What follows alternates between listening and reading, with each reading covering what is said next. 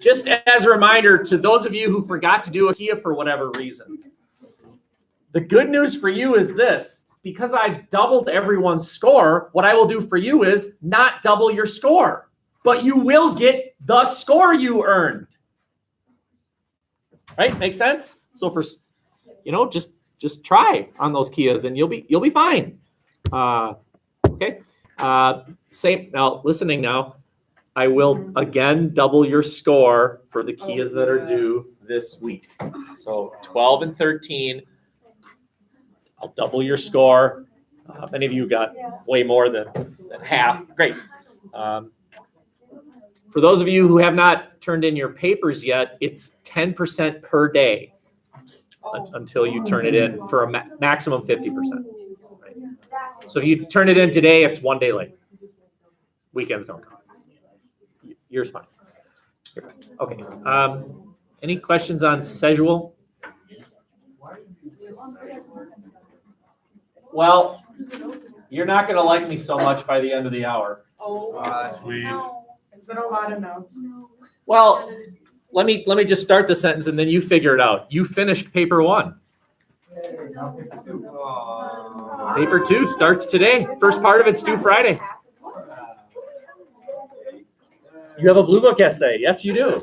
And you have Kias. I love college. So will you pay attention to the whiteboard over there? I apologize for the crappy writing, but look, please, the ultimate due date, the only date where I will actually grade what you've done is December the 13th. And I realize for many of you, it's October. And so you're thinking, wow, that's 2 months away. But you're wrong. It is not 2 months away. It's kind of 2 months away to like second grade thinking, right? It's more like a month away, month and a half maybe. Whatever that means, 4. You do 1 per quarter, okay? I will be handing out to you something that will be due Friday. And if you want to know, the second paper is about slavery and various aspects of slavery. The total succumbing of females to the slave owner, sexually possibly. Attempts by slaves to escape, slave life, the creation of pseudo-families, right? Oftentimes, biologically, you did not live with your mother and father, but still, there was a sense of family, et cetera, et cetera, et cetera. There's a reading that I will be handing out to you today, and I will happily divide it up so that not all of you have to read the whole thing. It's about 6-7 pages long, but rather each one of you will end up being responsible for like a page and a half or something like that. And Lindy's going to be talking about it in AP Lang. So here we go again, right? Here we go again. Okay. Let's cover a few notes from the Jefferson presidency, and then let's have a discussion about Hamilton versus Jefferson's view of taxes and spending, groups 1 and 2. We'll do that in class today. And then I will hand out to you the reading for paper number 2. Just another ball that you have to juggle. But you're the best and the brightest. It is upon you that this school has its hopes for the standardized tests and all that. Okay. So here we go. Here's John Jefferson. And it has a lot of notes here. I'll allow you to just jot these down. And what I'm going to be asking you in about a minute is, are any of these surprising to you? The fact that he kept the national bank as president, he kept the national bank. That the fact that he kept that tariff, the fact that he kept this assumption of state debts, he kept that. Are any of these surprising to you? And if so, well, why? But let's let everyone just jot these ideas down.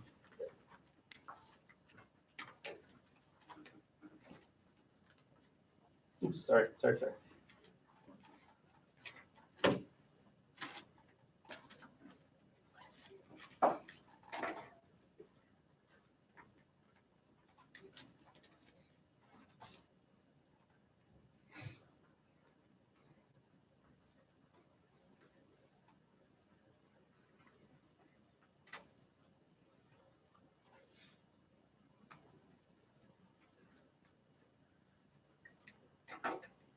Jefferson's election was the first time party control went from one party to another, right? Washington was unaffiliated. So when Adams becomes president and it switches from unaffiliated to Federalist, that's not one party switching to another. That's unaffiliated switching to a party. But now one party is relinquishing control and another party's taking over. And as president, Jefferson said, we'll keep the national bank. Now, do you look at that and think, yeah, perfect. That makes total sense. Or do you think, well, wait a minute, that doesn't make sense at all? Yes.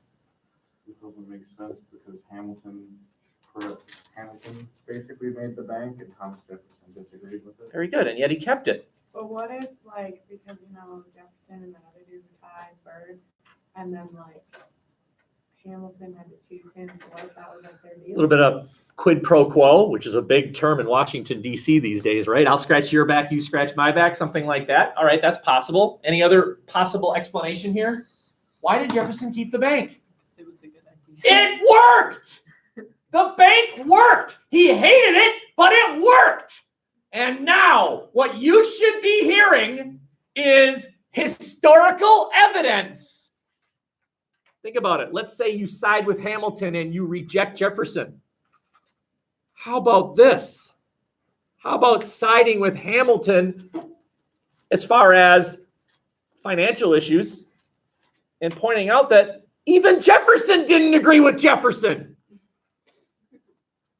Okay, now it does work both ways. We will later on. Well, no, we already did, right? What was Hamilton's view of the Sedition Act? Right? Hamilton did not agree with the Federalist view of the Sedition Act. Jefferson did not agree with the Democratic Republican view of the national bank. So they both were, this is a dirty word these days in Washington, moderate. They were both moderate. Neither was a radical. In Washington these days, you're either a nutcase tree-hugging liberal or a Nazi-like conservative. I'm exaggerating. But there seems to be so little compromise in Washington, D.C. these days. The beauty of these people back then was they did not demonize, although Burr shot Hamilton, so I can't quite go that far. But for the most part, there was not this demonization of the other point of view. Oh, you know what? You're right. You're right. Okay? I think we saw a little bit of that yesterday. I don't know if you are aware of this, but the U.S. got a bad guy over the weekend, a major bad guy. Like Osama bin Laden, Hitler, this guy, they're all in a room playing poker right now. Right? Yeah, the leader of ISIS, taken out.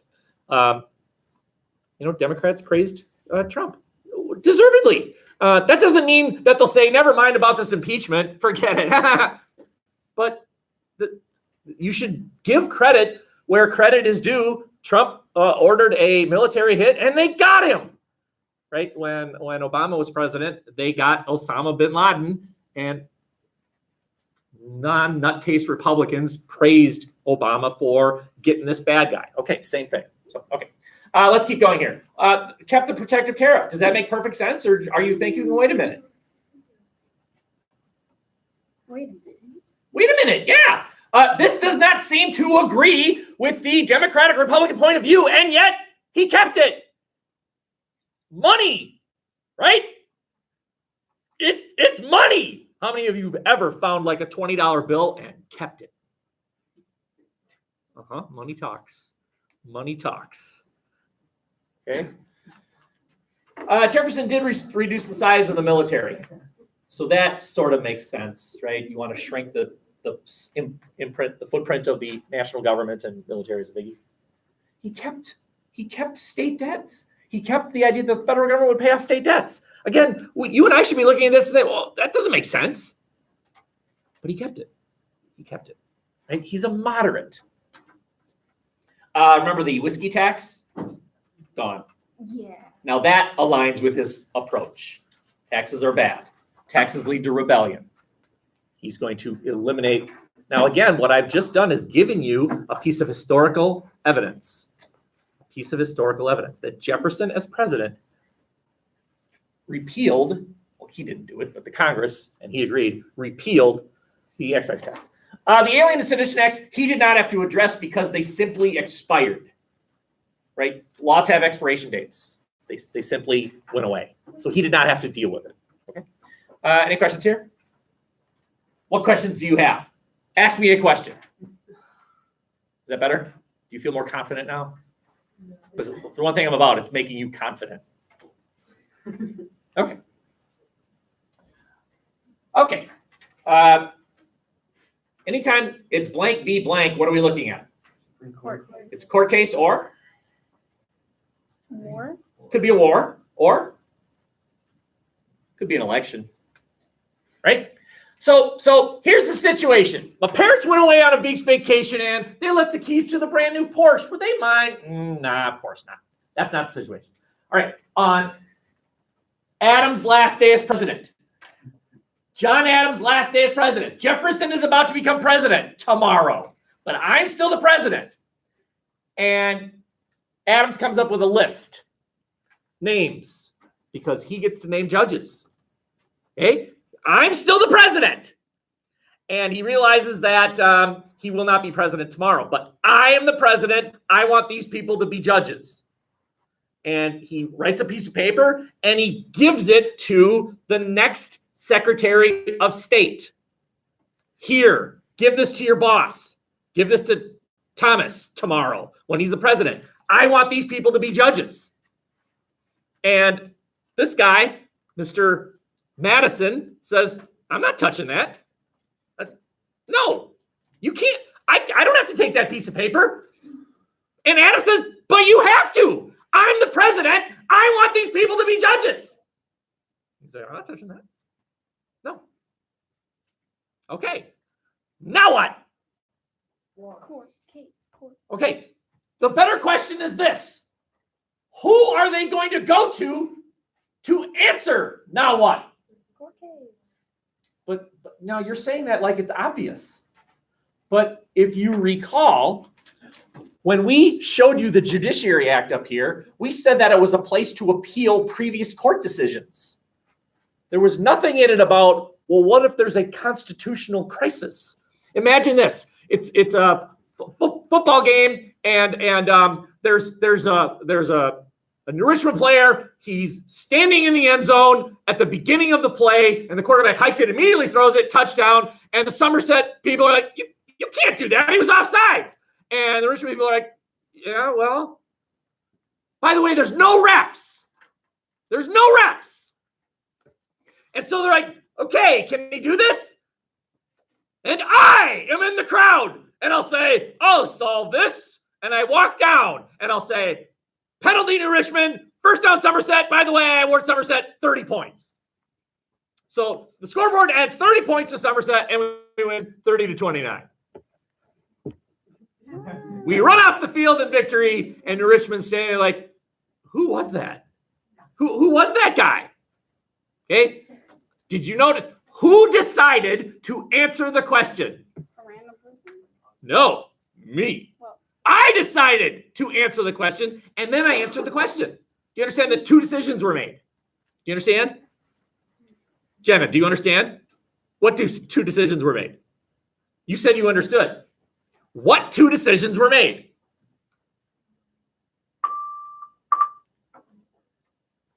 You don't know. Okay. Do you know one decision that was made? yeah, that's the second one. Okay. That's the decision that was made. What was the other decision that was made? Yes?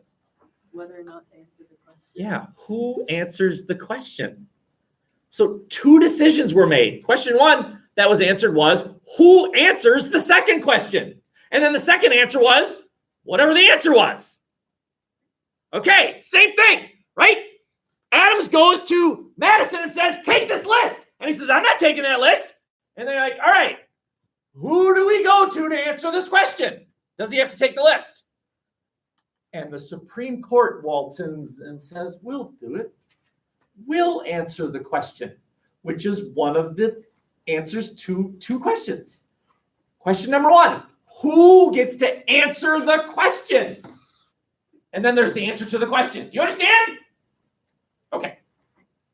So there's this Marbury and Madison. You don't know who Marbury is yet, but so there's this Judiciary Act, and it says that the president gets to name judges.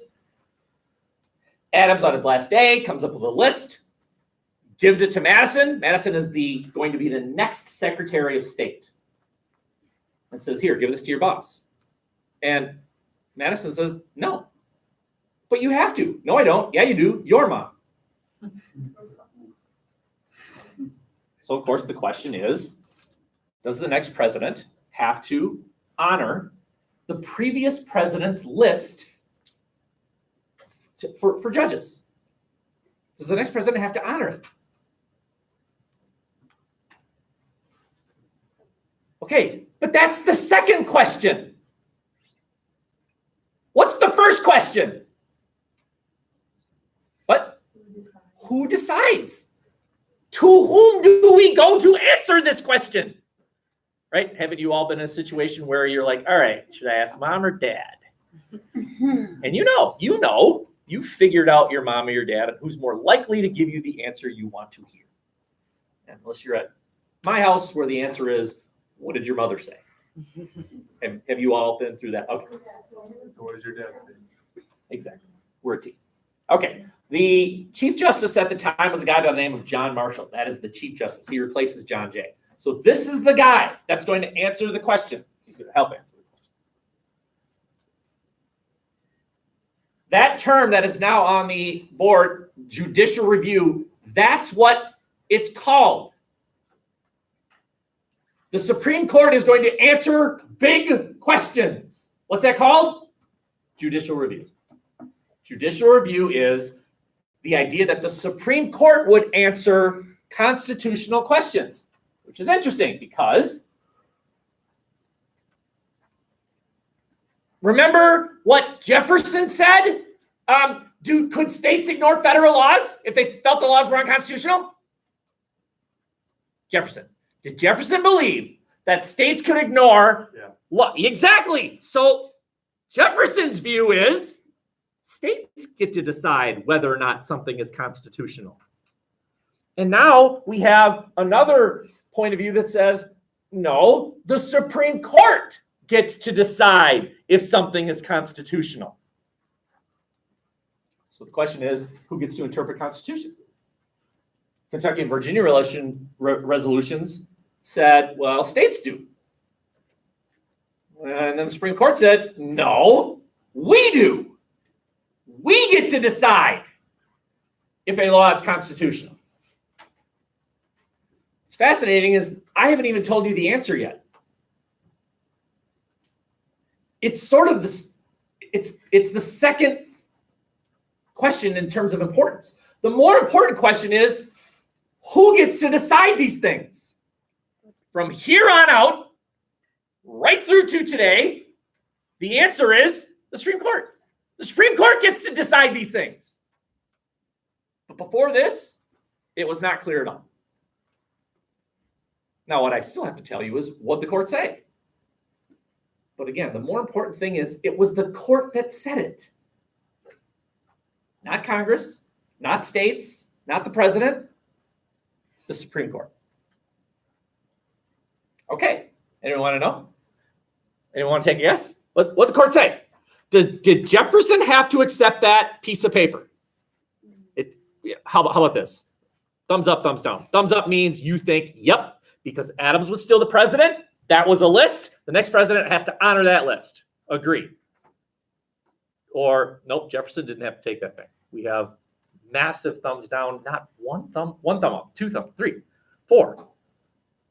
He started up and then he went down. You should be a volleyball ref. And it's in, out.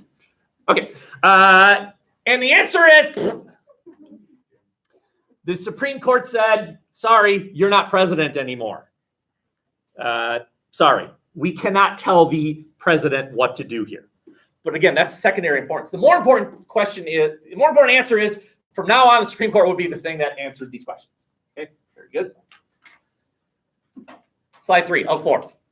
Remember the Barbary States? Remember them? They were the ones that were taxing American boats going through the Mediterranean, along with other boats, but and that we paid a yearly tribute. Okay, well, we're not done with them. So tribute is a tax. The United States is paying a tax. Well, one day, Tripoli is the capital of the Barbary States. Okay? Tripoli is the capital of the Barbary States. Says, hey, U.S., you need to pay more. You need to pay more. And the U.S. says, screw you. We're not paying more. And the U.S. goes to war. Sends the Marines and invades the city of Tripoli, which is still there, by the way. Tripoli is still a city. It's in Libya today. And successfully invades the city. And successfully defeats. By the way, this was a fair fight, right? The U.S. didn't have the most powerful navy ever. And the Barbary States didn't exactly either. But European countries had just been paying the tribute. The U.S. said, no, we're not paying it anymore. Nope. And as a result, goes to war and wins. And now, just think about this. When the U.S. is in a problem, throughout American history, whenever the U.S. is in a bit of a pickle, is there a military option that's attractive? And so often the answer is, yep, send in the Marines. Send in the Marines. Look what happened this weekend. Send in the Marines. World War I, World War II, Spanish-American War, Civil War, war. It works. It works. Look where the fighting happened. Over there. Look where World War I happened. Over there. World War II. Over there.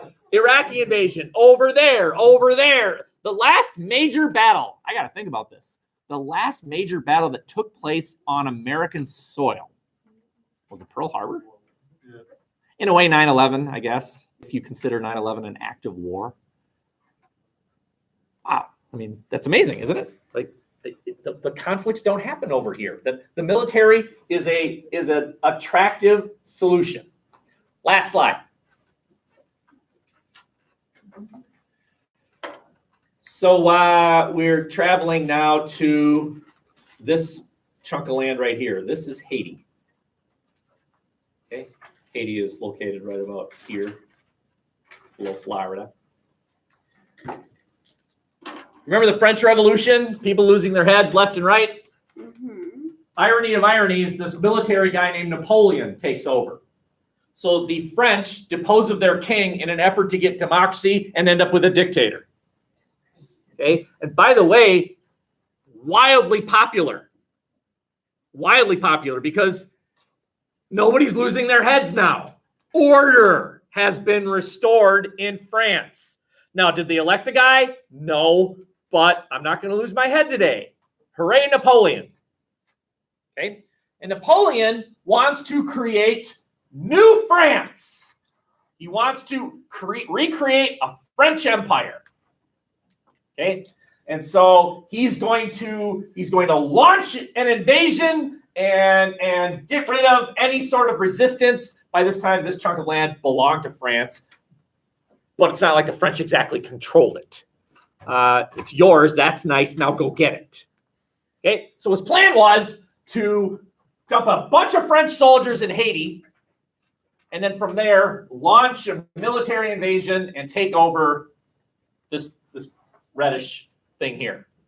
Okay, so he's going to take over Haiti. Well, he already rules Haiti, but he's going to definitely control Haiti, and then from there launch an invasion and retake parts of the middle of North America. And this plan didn't even get off the ground because the mighty Haitians defeated the French in a military battle. The French lost to the Haitians. Okay, under this guy. Now that's quite a name. His name is Toussaint Louverture. Toussaint Louverture. He's Haitian. He is to Haiti what George Washington is to America. Okay. Haiti declares independence. Now you and I would think, yeah, good. Go Haiti, right? Go democracy. Go freedom, right? It is kind of a trick question. And Anyone see any concern that the U.S. would have with a free and independent Haiti? Yes.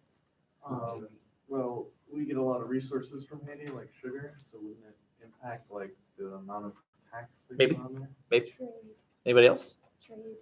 What does Haiti have a lot of? A lot of Haitians. Brilliant. You're on the right track. So there are a lot of people in Haiti, right? What's the significant percentage of those people? Slaves. And when Haiti declared independence, no more slavery. Now do you see? Why does the U.S. look at that and say, ugh? That makes them look bad. If those Africans in Haiti are now free, what are our slaves going to start demanding? Freedom, right? So this is sort of an irony. This is when the United States is sort of stuck between a kind of a rock and a hard place. The U.S. did not want a free and independent Haiti. So anyway, so France abandons their plan and says, hey, look, hey, U.S., would you like to buy New Orleans? Would you like to buy New Orleans? The French need money. French are in desperate need for money. Hey, U.S., would you like to buy New Orleans? And the U.S. said, well, can we buy the whole thing? Can we buy the whole thing? And the French said, sure. And so bought it. And I don't remember exactly, but honestly, it was for like a penny an acre. It was just a bargain. Now, in defense of the French, they did not know what was here. It could be just a bunch of Native Americans and desert. They didn't know. But the U.S. acquired this through a purchase. Not war, a purchase. And just like that, doubled the size of the U.S. Now, I have a question for you. Where in the Constitution does it say that presidents have the authority to buy land? It doesn't. Is there a response? It doesn't say you can't, but who would make that argument? Hamilton. Who's the president? Jefferson. And yet Jefferson was the one who bought it. Once again, we have Jefferson the confused. Well, you might say that, or you could say moderate. I'm not an extremist. I'm not blinded by my philosophy. And so Jefferson does something that the Constitution doesn't directly authorize him to do, double the size of the U.S. Just like that. And now we have a new western border. And now people are going to move out here. And now Americans are going to confront Native Americans. And then there are going to be clashes and conflicts and treaties with Indians that the Americans will break. And then promise the Indians, just go over there, we'll never bother you again. And here we go again. It's just westward expansion. Okay. Any questions? What questions do you have? Ask me a question. Confident. Okay. All right, very good. So what I want you to now do is get into your 7 groups based on documents. That's the one we're going to do today. So hooray for taxes, boo hiss for taxes. That's the one. Okay, documents 1 and 2. Everyone gets in groups. I need that very important paper in my backpack.